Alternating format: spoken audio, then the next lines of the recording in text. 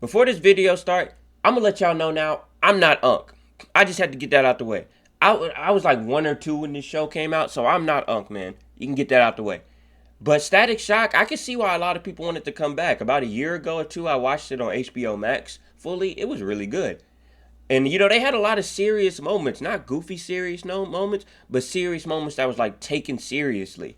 So we're gonna look at some like real like serious moments in the show that happened, like where it's like, whoa, dang, that actually. If you're in the right mood at the right time, that could catch you in your feelings. So make sure you like, sub up, and make sure you hit that hype button, man. That's really important. So if you can hype up the video for me, that'll be great if you can. And we're gonna take a look at these Static Shock real episodes, man.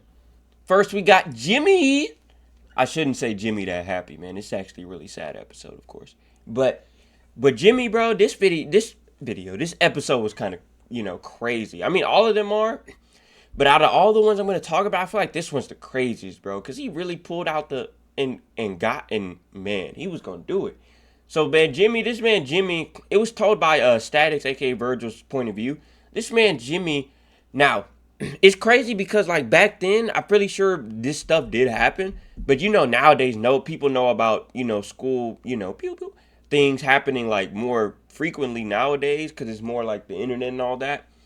But Jimmy back then in this episode, bro, like he was getting bullied to the point where he's about to do it right now. Look. You saw that? He's getting bullied to the point where he pulled out the and he was about to get active. Then he actually shot Virgil's friend, aka Static's friend Richie, and Richie lucky to be alive, man. There's a lot of people that took a leg tap and didn't make it. But it just highlights I think it hits a home because like you see it so many times nowadays. It's like, oh man, another school, boom. And it's like in this episode, it just really highlights, man, that's all it takes. It could be a good kid, a nice kid.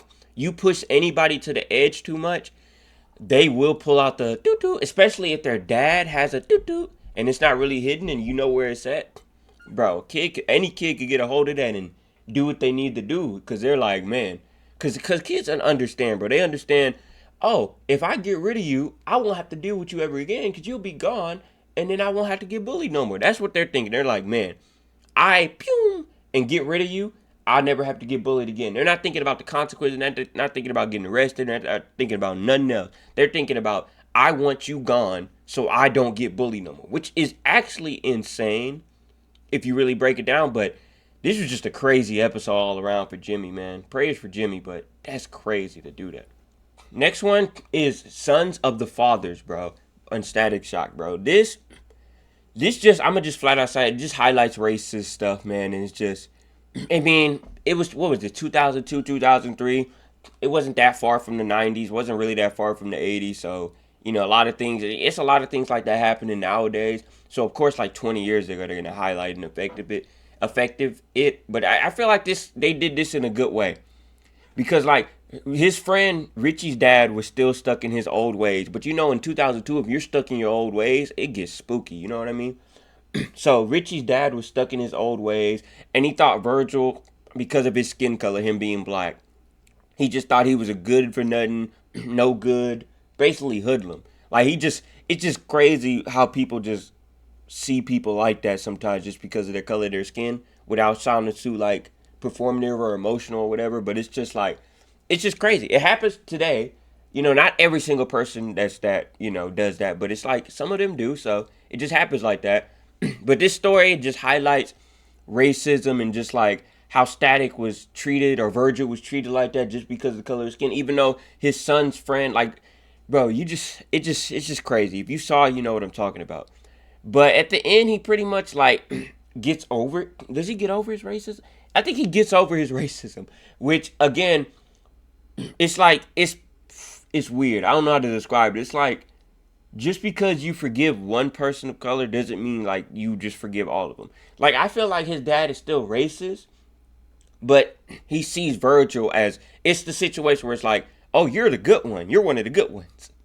Like I said, not all of them do that, obviously, but it's just like, I feel like that's what this situation. So this really have a good ending? I guess it did have a good ending because he respected his son's friend, but nah, I don't think that was good. I still think he's racist, bro. He just not gonna show it to Virgil for obvious reasons.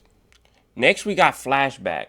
Now, this one is actually really sad. They're all really sad. I'm gonna say that every single time.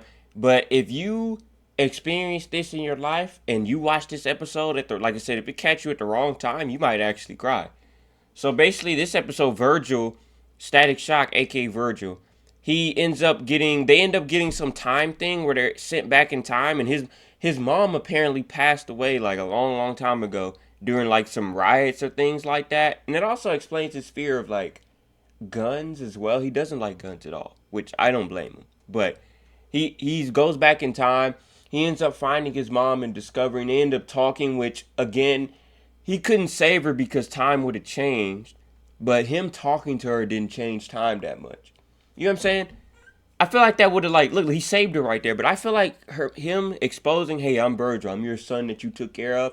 But I guess she was gonna pass away that night anyway, so it didn't really matter. I just find it kind of funny how they were like, man, you can't save her because it's gonna change time. But you can introduce yourself and say, I'm your son from like 20 years from now, and whatsoever. But it's just a sad experience because it's like, bro, he lost his mom as a baby, and then it just makes it even. Imagine losing your mom when you're young, so you really don't remember her at all. All you got is pictures, and then you go back in time and meet her as you're an adult. So now you're gonna really remember your mom. I just feel like it makes it 2 times sadder. Like you remember your mom now. Like you really didn't have memories of her when you were a baby because you're a baby. But now that you're older, you're forever gonna remember her face, how she talk and all of this. And I just feel like it makes it even sadder, bro, just thinking about it. And it just sucks for Virgil, man. Like I mean, he's a superhero, but at the same time, man, it's just that mom situation. That's tough for anybody to go through. Like if you're going through that, that's tough. I don't know what to tell you, man. I'm not a therapist or nothing, but that's tough, bro. I feel like it was doubly tough for him during this. It's just tragic for Mr. Virgil, man. Sad. Next, we got Frozen Out. And again, another issue that I feel like a lot of people went through back then, a lot of people go through now, it's been through the times of history forever.